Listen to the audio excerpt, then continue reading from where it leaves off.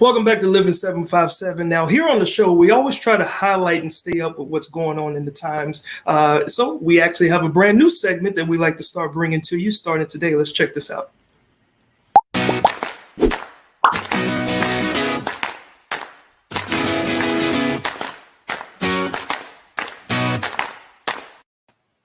One of the major hot button issues of COVID-19 is back to school. And whether virtually or in person, students are getting ready to return to the classroom this fall. And one angle that not a lot of people have gotten is from those students. So with us today, we have a sophomore from Christopher Newport University. Her name is Faith, and she's a psych major. Hey, Faith. Hi, Faith. Hello. Welcome to the show. How are you today? I'm good, thank you. How are you? We're good. We're so excited to have you and just talk a little bit because we know that a lot of people is afraid to go back to the school. But how do you feel to be in school versus taking online classes? I'm definitely really nervous about returning. I have a couple in-person classes, so I'll be having to return to campus. There's so much we don't know about and so much that we need to prepare for, like making sure that we're social distancing and stuff like that. And there's a lot of unknown factors, and it's just really nerve-wracking to be returning right now. Yes. So some of your classes have already said we're going all virtual. Some of them you're going to in person. Is there any kind of distinguishing factor between which ones are virtual already and which ones are not? I know that our larger classes are automatically online, but our smaller classes that have about 10 to 15 students are in person. So those are like our English classes or like our language classes. Okay, awesome. So, Faith, you also work at the campus. So how are you going to manage that, taking classes online and also work at the campus? How it's going to be from now on meeting with the families to teach them all the procedure and the new regulations? So that is also part of the unknown. I know that we have like those plexiglass plastic coverings in front of the desk, so I won't be able to like actually interact with them in person. I'll be behind a glass to protect both of us. So it's definitely going to change how we're going to interact with these families coming in. They won't get that personal interaction where I get to come and like shake their hand and show them around like I used to.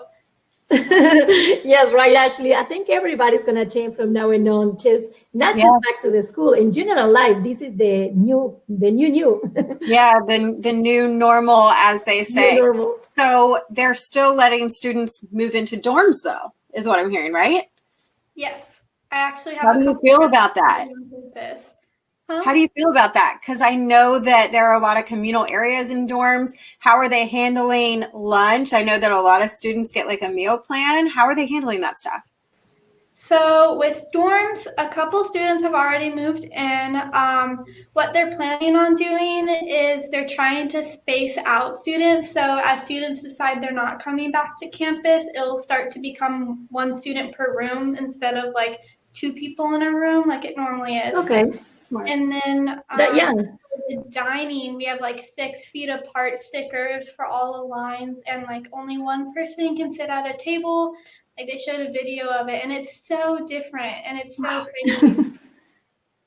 Well, now if you are waiting to chat at lunchtime, that's not going to be possible because you're going to be 6 feet apart. Well, I know everything is changing, but we wish you the best and go back to the school. Well, thank you so much for your time, Faye, today. Yeah, thank you so much for joining us. Of course, thank you. Wow, that was awesome. And thank you, ladies, for bringing us that new segment. And we definitely look forward to the many things that Faith is going to bring coming out of the Hampton Roads area. Speaking of coming out of the Hampton Roads area, our next guest, their careers have blossomed starting right here in the 757. So I'd like to welcome professional comedian Kristen Civils Tanner and her husband, J. Rod Tanner, musician, as well as a radio personality. How are y'all doing? Good. Dang, I only got one title. That's the only title you need. You bring the laughs, right? I try.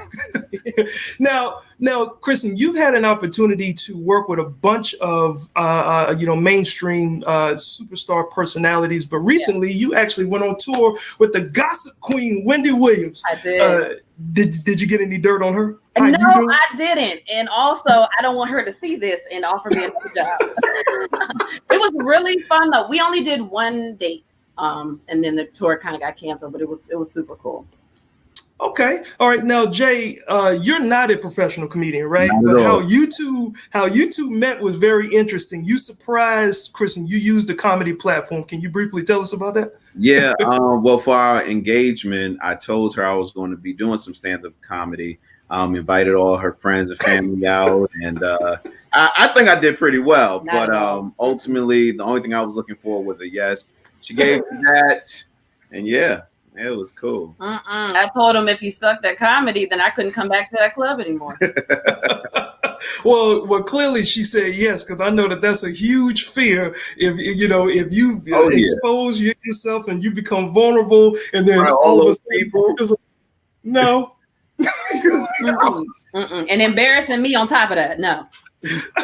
Well, Kristen, because of COVID, live stand-up performances, obviously, I can attest to it as well, non-existent pretty much since March. But you found an interesting way to cope because you bake cookies and other goodies, but you also do hair and all that stuff on the side. So talk about this baking thing. Well, I am a Black woman, so of course I do hair and cook.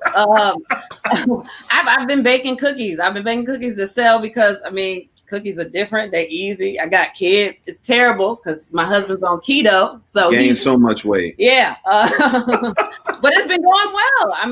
It's something I've always loved to do. And if I can do something creative right now, I'm all for it. You know good and well it ain't about being creative. It's about getting paid. We try to get a little bit of extra. That as well. We are in a pandemic. So yes. Yeah, and I'm sure it's going to spawn so many more jokes and things that you have, and you also get your daughter involved. Now, for the both of you, because of how you met, you ended up, before you got married, Kristen got pregnant, and then you actually ended up with twins. Who could have foreseen that? But then you created this podcast, right? And the podcast kind of mirrored how your relationship got started. It's called "And Then We Had Sex," right? Yeah. Talk a little bit about that podcast and the creation of it. I didn't know if you could even say that right now.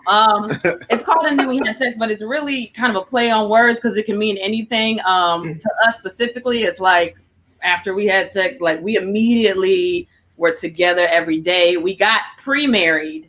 I got pregnant with twins. We got pre-married. And then we had an actual wedding. Everything that happened to us happened after that. So it's kind of that. It's comedy, but it's very adults only. Very much.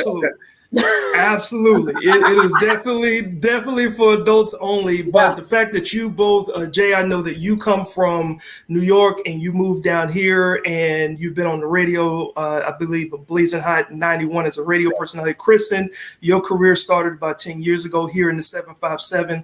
And it's just been pretty cool to see, just you blossoming. You were young then. You had the little afro and everything. Ooh, I didn't have babies then. Yeah. Yeah, and this is y'all's podcast, and I know that it's available where?